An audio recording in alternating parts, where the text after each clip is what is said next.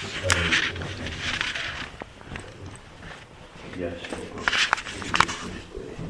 공급 우리에게 밝게 계시해 주셔서 행복하고 또 위로받고 격려받는 하루 되게 주옵소서. 예수님 이름으로 기도합니다. 히브리서 1장 5절부터 제가 공부합니다. 하나님께서 어느 때 천사 중 누구에게 너는 내 아들이라 오늘 내가 너를 낳았다 하셨으며 또다시 나는 그에게 아버지가 되고 그는 내게 아들이 되리라 하셨느냐. 또 그가 맏아들을 이끌어 세상에 다시 들어오게 하실 때에 하나님의 모든 천사들은 그에게 경배할지어다 말씀하시며 또 천사들에 관하여는 그는 그의 천사들을 바람으로 그의 사역자들을 불꽃으로 삼으시느니라 하셨으되 아들에 관하여는 하나님이여 주의 보좌는 영영하며 주의 나라의 기구는 공평한 기운이다. 주께서 의를 사랑하시고 불법을 미워하셨으니 그러므로 하나님 곧 주의 하나님이 즐거움의 기름을 주께 부어 주의 동료들보다 뛰어나게 하셨도다 하였고. 자, 여기까지만 보죠. 오늘 이제 아들에 대해서 히브리서 기자가 설명을 하고 있습니다. 아들. 자, 성경은 여러분이 여러 군데서 찾아보셨듯이 전부 처음부터 끝까지 이제 아들에 관한 기록이죠. 다른 이야기는 없습니다. 무슨 교훈이라든지 우리에게 어떤 윤리와 도덕을 이렇게 강조하는 그런 책이 아니에요. 마태복음으로 한번 가보세요. 15장.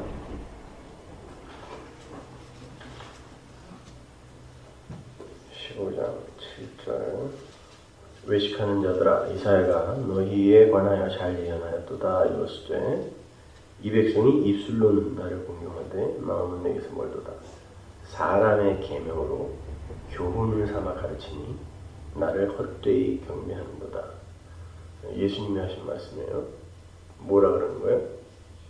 성경 말씀을 사람의 교훈으로 이건 지켜야 되고 저건 지켜서는 안 된다. 너희들은 이렇게 살아야 하고 세상은 이렇게 개혁해야 한다라는 이런 교훈으로 가르치는 게 뭐라 그래요? 하나님을 헛되이 경배하게 한다는 거죠.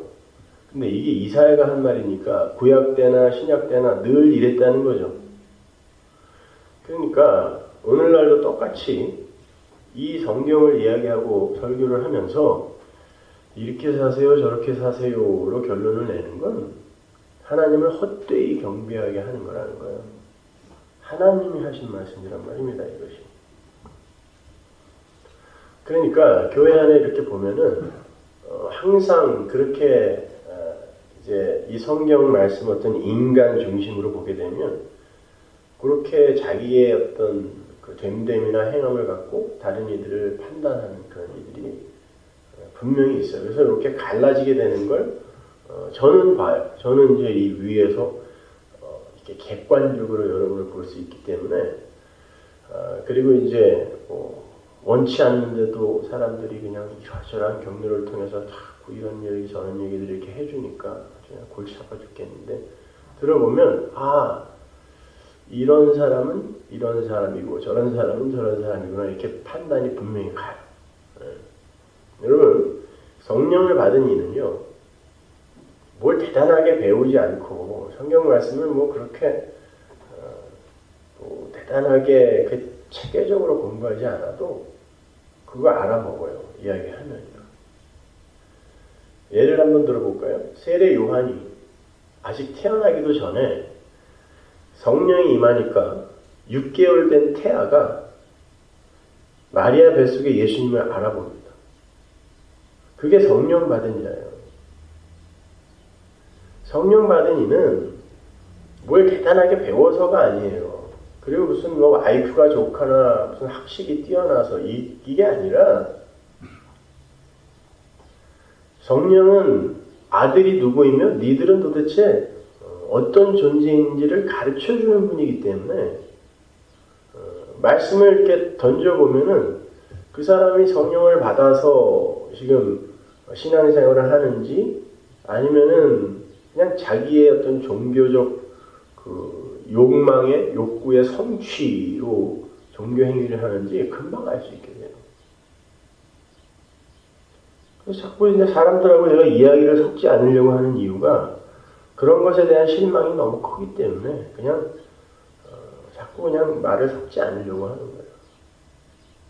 오늘도 이메일을 하나 받았는데 참 부끄러워서 어떤 분이 교회를 떠난다고 이야기를 하면서 1년간 교회를 다니셨는데 자기가 아는 권사님이랑 같이 이제 교회를 다니셨는데 이 교회 교인들은 내가 인터넷 교인으로 있을 때는 참 부러운 그런 존재들이었었는데 정작 와서 보니까 인터넷 교인으로 있을 때가 훨씬 나았다는 거예요. 너무 부끄러워요. 그래서 자기는 다시 인터넷 교인으로 돌아가기로 했다 그러면서 구역 예배를 가봐도 목사님이 설교한 거랑 딴 얘기들을 다 하고 앉아있고 심지어 교회의 중진이라는 사람들은 하루도 안 빼놓고 계속 졸고 있고 그걸 그분들이 본 거예요. 어떻게 그 말씀을 사모한다고 하고 저렇게 맨날 앞에 나와서 이야기를 하는 그런 사람들이 어떻게 단 하루도 안 빼놓고 계속 잠을 잘까 예배 시간에 자기는 의아했다는 거죠. 그러니까 그 정작 이 성령을 받아 신앙생활하는 사람은 별로 없는 거예요. 그냥 뭐 어떤 식으로든 야 여기는 다른 곳에서 전해지지 않는 그런 말씀을 하니까 그리고 또 사람들이 굉장히 또 요즘 미국에서 뜨는 교회라는 건 광분하니까 그냥 소문 듣고 와보는 사람 그리고 나도 그 뜬다고 하는 그 교회에 다닌다는 어떤 자부심 뭐 이런 것들도 작용을 하는 것 같아요. 그러니까 나는 참 그러면서도 그분이 그렇다고 그렇게 또 과격하게 떠난다고 그러고 이메일을 쓰고 갈 필요까지 있는가라고 하면서도 한편으로는 그렇지 참 그게 더 은혜로울 수도 있겠다라는 생각이 듭니다. 그래서 마지막에 그분이 그렇게 썼더라고요. 여기 있는 분들이 이제 인터넷 교인이 되고 다른 곳에 있는 사람들이 또 서문화교회 교인이 되는 그런 일이 없으라는 보장도 없죠. 라고 이렇게 이야기를 했더라고요. 저거 뜨라는 얘기겠죠? 자기가 보니까 아니라는 거예요, 여기는.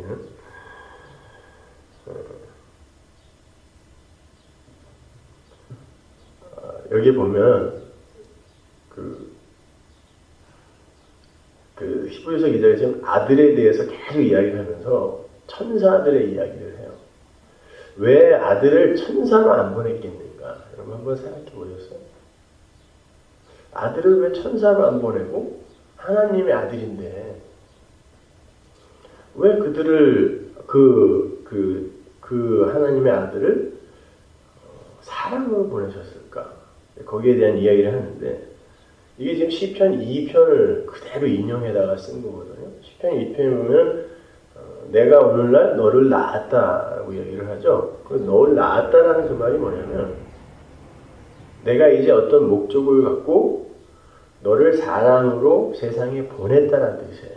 그리고 그 보냄으로 말미암아 그 아들로 말미암아 어떤 일이 이루어지는 거 이거를 이제 낳았다라고 하는 거죠. 그래서 히브리서 10장에 보면 아들이 고난으로 말미암아 온전케 됐다 그러죠. 그건 무슨 말이냐면 아들이 십자가를 지고 순환의 삶으로 말미암아 당신의 백성들을 구원해내는 일이 완료가 됐다. 순환으로 십자가로 말미암아 예수님께서 이제 그분의 메시아로서의 역할을 온전히 수행했다 이런 뜻이야. 그래서 고난을 받아서 불완전했던 사람이 이렇게 완전하게 됐다는 뜻이 아니라 메시아로서의 그 직책을 온전하게 성취했다라는 그런 뜻이거든요. 그러니까 지금 아들이 이 세상에 와서 죽음으로 말미암아 뭔가를 성취하기 위해 이 땅에 보내진 거예요. 무엇 때문에? 요한복음 1장에 보면 요한이 성령을 받아서 어디로 올라가냐면 태초로 올라가요. 그래서 요한이 어떻게 자기의 편지를 시작하냐면 태초에 하나님이 계신다. 말씀이 계시니라를 봐요. 그러니까 태초로 올라가서 성령 안에서 태초를 보는데, 레시트, 시간의 시작을 보는데, 거기 가봤더니 성부 하나님과 말씀이신 성자 예수님이 계시더라는 거예요. 자기가 보니까. 근데 그 말씀이 천지 만물을 창조하시는데, 그 말씀, 성자 하나님 안에 예수가, 생명이 있다라는, 거기에만 생명이 있더라는 거예요. 그러니까 예수님이 뭔가를 창조하는데 예수님 안에 생명이 있다라는 건 이 세상 모든 천지 만물이 예수님의 생명으로 지금 창조가 되는 거니까 생명에 의해 움직인다는 거죠. 이게 세상이거든요. 그러니까 생명이신 예수의 생명을 받은 자는 다 예수의 말을 듣게 되겠죠. 그래서 성경에 풍랑이 예수의 말을 듣는 장면이 나오는 거예요. 잠잠하라 했더니 풍랑이 예수에 의해 창조된 거니까 말을 듣는 거죠. 무화과나무 보고 말라라 하니까 마르는 거예요. 유독 예수의 그 생명이신 창조주의 말을 안 듣는 존재가 있으니 그게 인간인 거죠. 그러니까 그 문제를 해결하기 위해 아들이 내려오시는 거예요. 내려오셔서 그들을 교훈하고 가르쳐서 훌륭한 사람으로 만드는 게 아니에요. 훌륭한 사람으로 만드는 게 아니라 이 아들의 희생으로 말미암아 너희들은 비로소 원래 태초의 그 창조물, 그런데 이들은 하나님과 이제 그 동등한 어떤 그 성품과 본질과 속성을 갖고 그분이 누리시는 모든 걸 누릴 수 있는 존재이기 때문에 어떻게 그들이 똑같은 죽은 흙이었던 상태에서 하나님이 누리는 걸 함께 누리게 될 수 있는가를 가르쳐 주는 거죠. 그게 이제 예수님이 이 땅에 내려와서 십자가로 죽는 거거든요. 하나님이 얼마나 큰 손해를 감수하고 너희들을 하나님과 같은 나라에서 그 나라의 백성으로 아들로 살게 하시는지를 가르쳐 주기 위한 그게 역사이며 그 역사의 중심에 십자가가 쓴 거고 그 전체를 성경에 지금 기록하고 있는 거란 말이에요. 그러니까 여기에서 다른 내용을 찾아내서 교훈으로 삼아서 자꾸 가르치려고 하는 거, 그런 것들을 우리가 좋은 설교라고 하잖아요. 존 캘빈을 비롯해서 칼빈주의에 영향을 받은 개혁주의가 지금 그러한 설교로 일관되게 나가고 있고, 그들은 기독교의 현실성을 주장하면서 사회 참여라든지 아니면 성도의 어떤 건강하고 건전한 삶을 강조하잖아요. 그래서 존 캘빈 같은 사람은 주일날 장로들을 풀어서 집집마다 뒤져서 그가 스위스의 한 마을에 아주 이 우두머리로 있었을 때가 있었거든요. 교회 안 간 사람들을 감옥에 다 집어넣어버렸어요. 주일날. 심지어 사람들이 시켜서 죽이기까지 했거든요. 그건 뭐냐면 그 사람에게 신념이 있었어요. 그래서 저는 존 캘빈 기독교 강요를 공부하는 사람, 저랑 같이 공부할 땐 제가 그런 걸 다 이제 설명을 해드렸는데, 자기들끼리 앉아서 그거 공부한다고 하면 조금 좀 위험하다고 생각하는데, 전 존 칼빈에 전적으로 동의하지 않아요. 그가 세르베투스 같은 사람을 화형시켜 죽였을 때, 여러분, 그건 인간이 할 수 있는 일이 아니에요. 아니, 어떻게 자기가 장로교인이라고 침례교인들을 1000명 이상, 그것도 맷돌짝을 목에다 걸어서 저수지에 빠뜨려 죽입니까? 니네 물 좋아하지? 침례교인은 이렇게 침례를 받는다고 물 좋아하지? 그래, 물 속에서 죽여줄게. 그리고 칼빈이 직접 가서 빠뜨리진 않았지만 존 칼빈이 주도한 겁니다. 그거는 복음을 다 알았다라고 하는 교만과 그 복음은 반드시 우리 인간을 어떤 수준의 경지로 끌어올려야 한다라는 그 오해에서 비롯된 거라고요. 그러니까 기독교 신앙은요, 여러분 천국에 가보면 깜짝 놀랄 거예요. 여러분이 그냥 이 사람은 진짜다 하는 사람은 거의 없을지도 몰라요. 물론 여러분 자신도 마찬가지겠지만 내가 왜 여기 따뜻한 곳에 와 있지 이럴지도 모른다. 여러분, 이 세상에서 예수 그리스도의 그 십자가의 피, 그게 도대체 왜 성경의 중심이어야 되며 왜 그것으로 말미암아서만 우리는 하나님의 아들이 될 수 있는가? 그것만 배우고 가면 돼요. 그런데 자꾸 그런 얘기를 하면 인간의 자존심이 너무 상하는 거예요. 그럼 우리는 뭐냐? 자꾸 이렇게 나오는데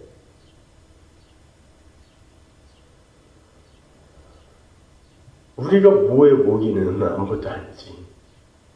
그러니까 자꾸 인간이 어떤 가치 있는 존재라고 생각하니까 왜 하나님이 지옥을 만들어야 되냐고 그러고 그 지옥은 사랑의 하나님이 도저히 만들어낼 수 없는 것들이라고 자꾸 생각하는데 원래 모든 존재는 다 그 지옥에 있어야 될 존재라고요. 그냥 죽은 흙들이 모여 사는 곳을 지옥이라고 하고 그러니까 하나님이 주인이시고 하나님이 창조주이심을 드러내기 위해 뭔들 못 만들겠어요. 하나님이 원래 죽은 자들만 있었던 곳에 뭔들 못 만든다고. 그거 만들면 왜 안 되는 거예요? 인간이 소중한 존재이기 때문에 자꾸 이리로 돌아가는 거예요. 안 소중하다니까요. 하나님의 은혜를 입은 자만 소중해요. 하나님에게. 이걸 자꾸 놓치는 거예요. 여러분 그리로 자꾸 한 발 한 발 들어가다 보면요. 이 세상에 지금 기복주의나 신비주의 같은 게 얼마나 터무니없는 것인지 그냥 자연스럽게 알게 되죠. 그거는.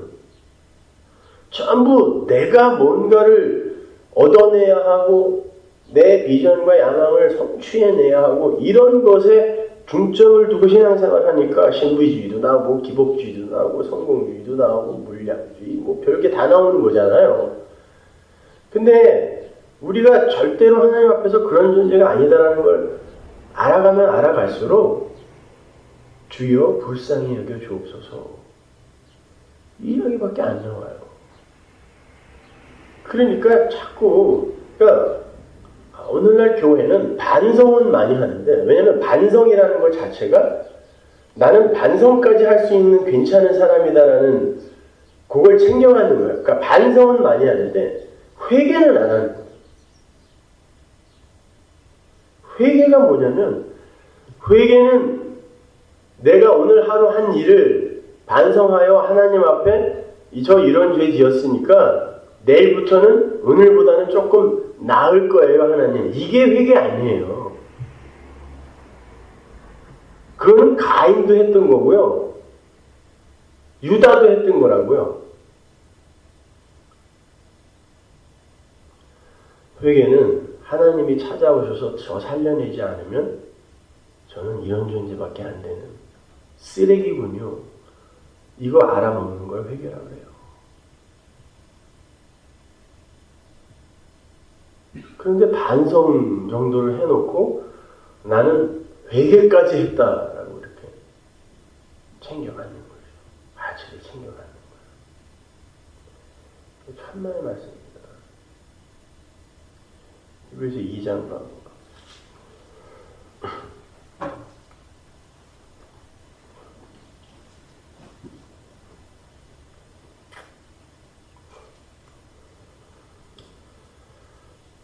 (5절부터) 제가 읽어드리죠. 하나님이 우리가 말하는 바 장차 올 세상을 천사들에게 복종하게 하시니 아니니라.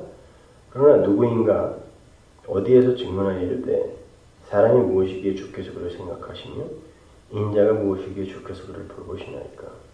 그를 잠시 동안 천사보다 못하게 하시며 영광과 존귀로 관을 씌우시며 만물을 그 발 아래에 복종하게 하였으니 만물로 그에게 복종하게 하셨은즉 복종하지 않은 것이 하나도 없어야 하겠으나 지금 우리가 만물이 아직 그에게 복종하고 있는 것을 보지 못하고 오직 우리가 천사들보다 잠시 동안 못하게 하심을 입은 자 곧 죽음의 고난 받으심으로 말미암아 영광과 존귀로 관을 쓰신 예수를 보니 이를 행하심은 하나님의 은혜로 말미암아 모든 사람을 위하여 죽음을 맛보려 하시니라.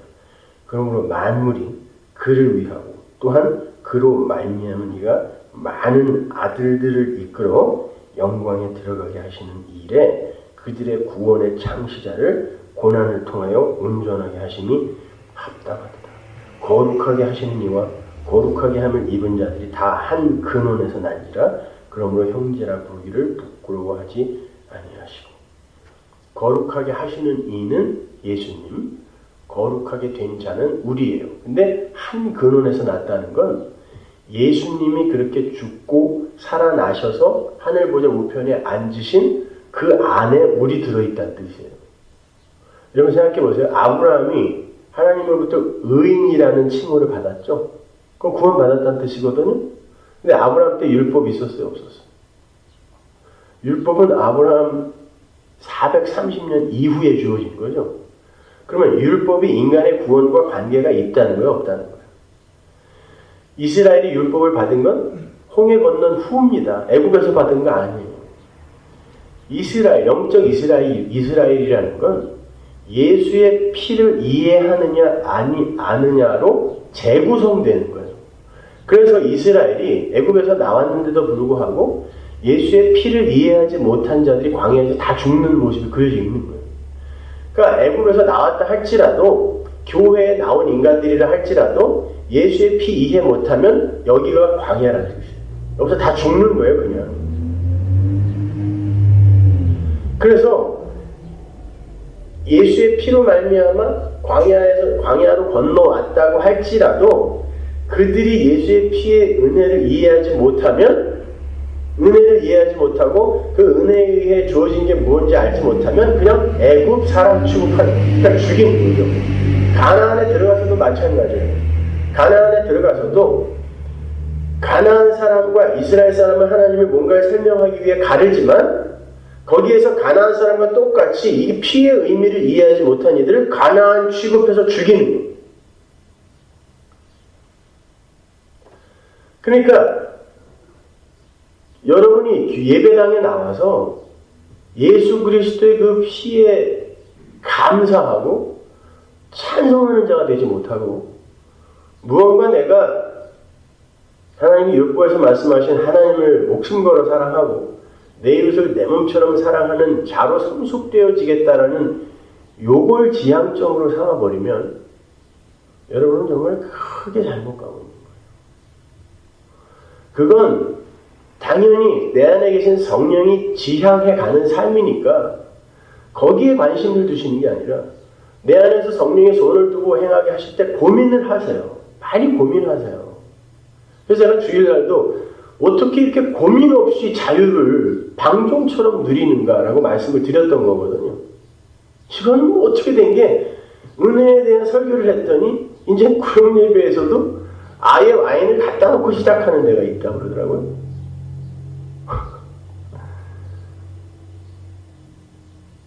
인간들은 그렇다니까요. 자유하라 하면은 그걸 이용해 먹지 감사로 가지 않아요.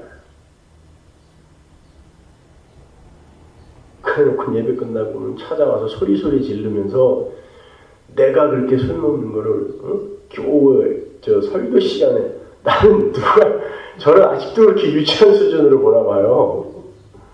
그래놓고 설교 시간에 공개적으로 자기 이야기를 했다고. 저는 너 따위에는 관심 없어요. 이렇게 이야기를 하려다가 아니 뭐 그러면 반성을 해야지. 그래서 알았어요. 아, 이 사람은 매일 술 먹는구나 이거. 자기 스스로 실토를 하더만요. 우리는 그렇게 방종으로 못 가요. 고민을 하죠. 어떻게 고민도 없이 지 마음대로 살아요. 그러나 그것으로 말미암아 우리가 천국 가는 게 아니라 하나님의 은혜로 천국 가는 거예요.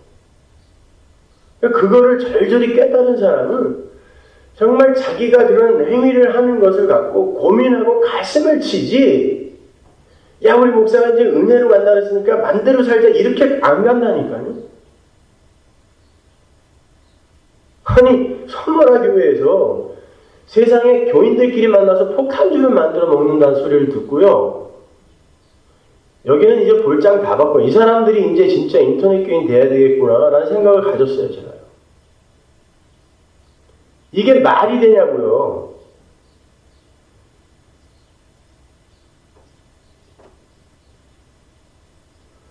아니 밥 먹으면서 그래 와인 한 잔 반주를 마시고 이러는 거 얼마든지 애교를 볼 수 있어요.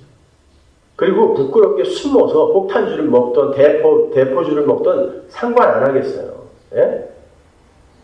그러면 부끄럽게 숨어서 알아서 먹고 자빠져 자던지 그건 마음대로 하라고요. 근데 교인끼리 모여서 아예 폭탄주로 시작을 해요. 교인들의 교제를. 이게 무슨 자유를, 그리스도 안에서의 자유를 아는 자들입니까, 이게? 도대체가요. 그래놓고 맨날 저한테 야단친다고요. 야단을 맞을 짓들을 자기가 한다라는 거는 생각 안 하고, 저는 그런 이야기를 하루에도 수백 건씩 들어요.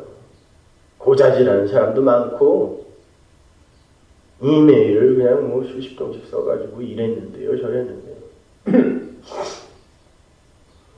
그러니까 그런 쓰레기들을 계속 듣고 설교를 하는데 어떻게 제가 분노하지 않겠습니까? 거기다가 심지어 조는 인간들이 있어. 눈 감고 앉아가지고 나는 다 알아. 이러고 앉아있는 인간들도 있어.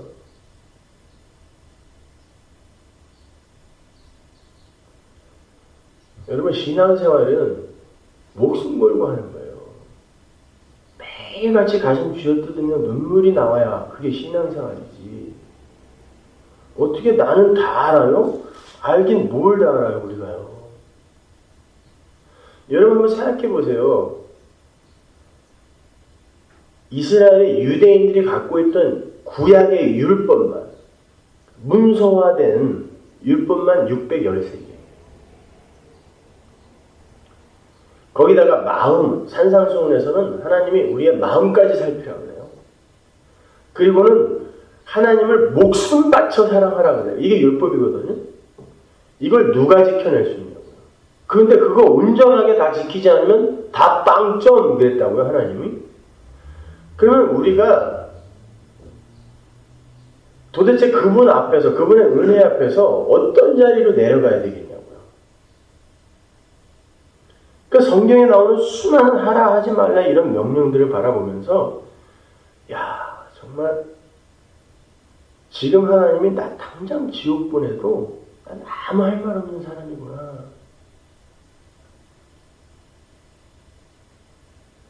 아니 그런데 그런 마음이 드는 사람이 이렇게 헤헤거리면서 살아요. 하루하루를.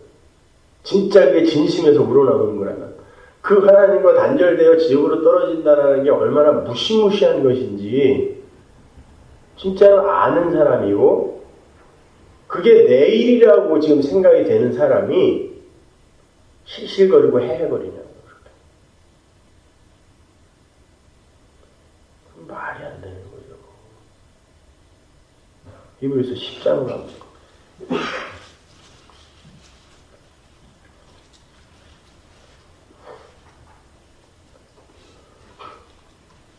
26절 보세요.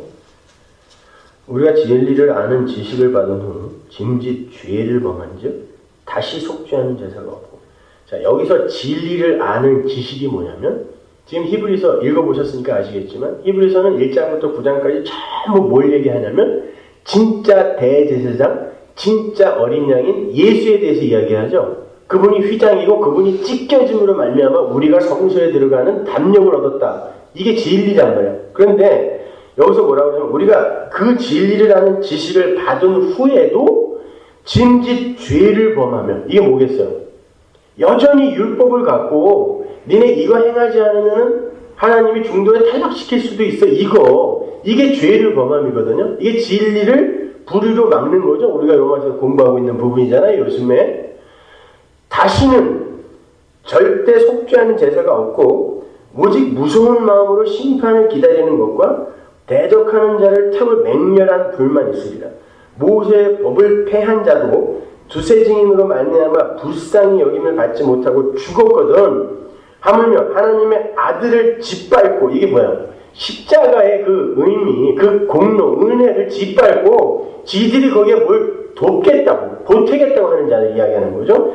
자기를 거룩하게 한 언약의 피를 부정한 것을 여기고 그 언약의 피의 온전함을 인정하지 않고란 뜻이에요. 은혜의 성령을 욕되게 하는 자가 당연히 받을 형벌은 얼마나 더 무겁겠느냐 너희는 생각하라. 원수 갚는 것이 내게 있으니 내가 갚으리라 하시고 또다시 주께서 그의 백성을 심판하리라 말씀하신 것을 우리가 아노니 살아계신 하나님의 손에 빠져들어가는 것이 무서울진저. 하나님은요 그걸 원수라고 이야기합니다. 원수. 인간이 중심이 되어서 예수 그리스도의 그 피의 의미와 그분의 고난의 그 의미를 퇴색해 하는 거. 이걸 원수라고 그래. 내가 아주 원수 갚아버리겠다.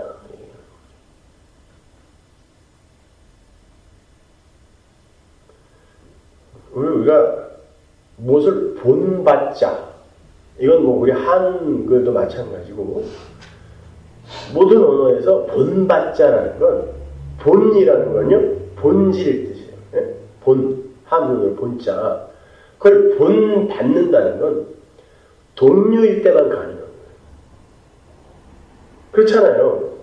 본받는 건 본질이 같아야 본받는 거예요. 여러분은 예수를 본받는 자가 아니에요. 예수의 은혜를 받아 그분의 은혜로 완성되는 이들이라니까요. 근데 자꾸 예수님을 우리 인간으로 끌어내려갖고 우리가 본받을 수 있는 분으로 생각하는 거예요.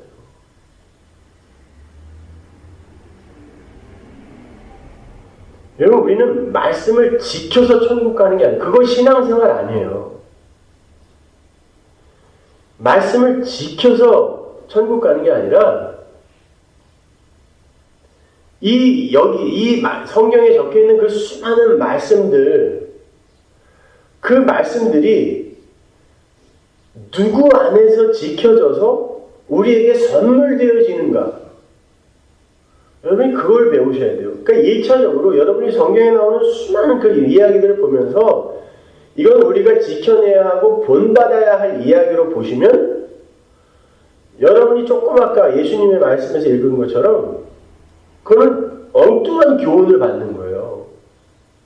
성경은 늘 다이렉트로 받으면 안 되고 십자가를 통하여 봐야 되는 거예요. 십자가를 통하여 보게 되면 나는 목숨 걸고 주님을 사랑할 수 있는 존재가 아니라 목숨 걸고 나만 사랑하는 존재구나. 그러면 어떻게 해야 되는 거야? 십자가. 계속 이 십자가를 붙드는 거예요.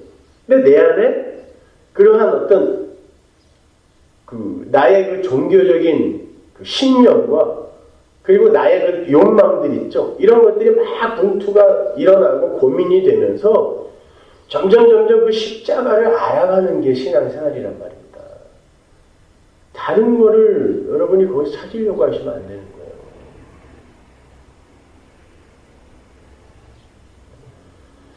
여러분의 신앙생활을 통해서 예수만 찬송하는 분들이 되시면 되는 거예요. 그분께 감사하는 이들이 되는 거예요.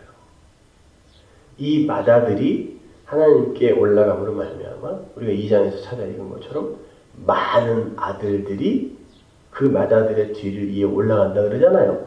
그 많은 아들들, 그 아들들인 우리를 만들어내기 위해 예수님, 하나님의 마다들이 인간으로 오셔서 이 세상에서 죽은 그리고 고난으로 온전케 만들어 버리신 거예요. 메시아의 직을 온전하게 수행하신 거예요. 근데 그런 감사가 우리 안에 막 차고 넘치는데 매일 술에 취해가지고 그러고 앉아있을 수 있어요? 아닌 거예요. 사전으로만, 머릿속으로만 그런 거겠지. 이러고도 앉아있으니까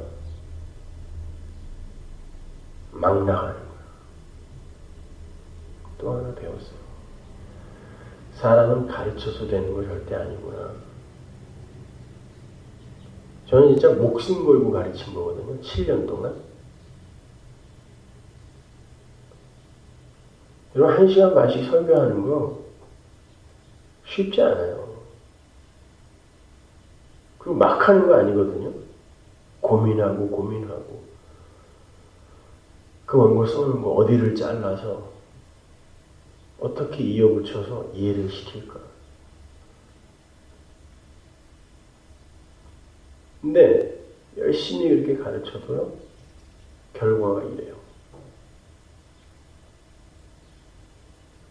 그러니까 이건 은혜구나. 또 한 번 저희들이 깨달아요. 하나님 은혜가 아니면 인간이 아무리 그렇게 열정적으로 가르치려고 해도 안 되는 거구나. 여러분 안에 성령이 계시다면 더 진지해지셔야 돼요. 삶에. 또 신앙생활에도 많이 고민하세요. 그리고 많이 우세요. 이렇게 설렁설렁 살다가 정말 지난 21일 날 예수님 오셨으면 어떡할 뻔했어요. 그런 사람들을 예수님이 왜 그렇게 말도 안 되는 코미디 같은 그런 에피소드들을 우리에게 허락하시는 줄 아세요? 그런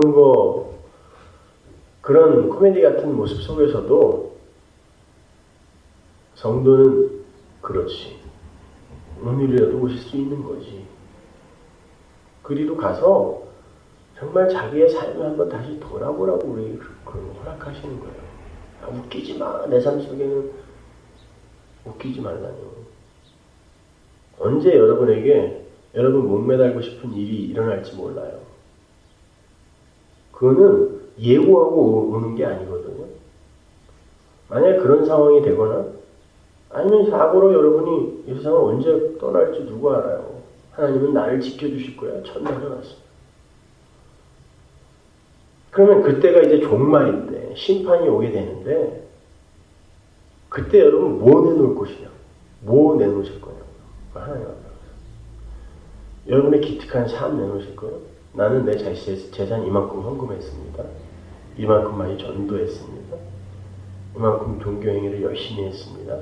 그런 거 내놓을 겁니까? 그 하나님을 아시냐고요. 고민 속에서 그분과 친해질 수 있는 거예요. 눈물 속에서 그분의 은혜를 찬송할 수 있는 거예요. 근데 그런 고민이 전혀 없이 어떻게 그 하나님을 만나서 뒤통수 긁적이면서 누구시더라? 이러면 못 들어가는 거예요, 여러분.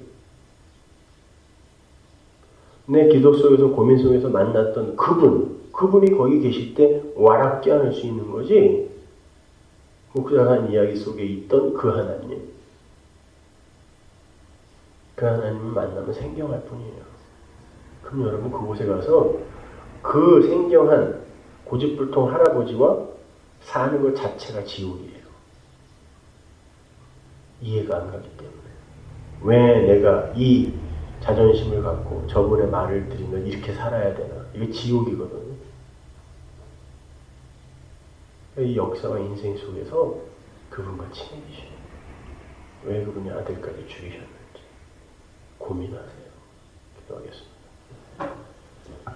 하나님 늘 감사합니다. 아버지 하나님이 우리를 위해 아들을 이 땅에 보내서 죽이시고 우리를 하나님의 아들들로 삼으셨다는 그 말이 왜 이렇게 이 시대의 교회에 생겨납니까? 하나님, 그것을 정말 감사로 받아들이는 사람들이 왜 이렇게 드뭅니까? 하나님, 우리에게 은혜를 허락하옵소서. 그래서 그 은혜의 증상이 고난과 환난으로 닥쳐온다 할지라도 하나님 감수하며 받겠사오니 아버지 하나님의 은혜로 말미암아 그 은혜를 찬송하는 자들이 하여 주옵소서. 예수님 이름으로 기도합니다.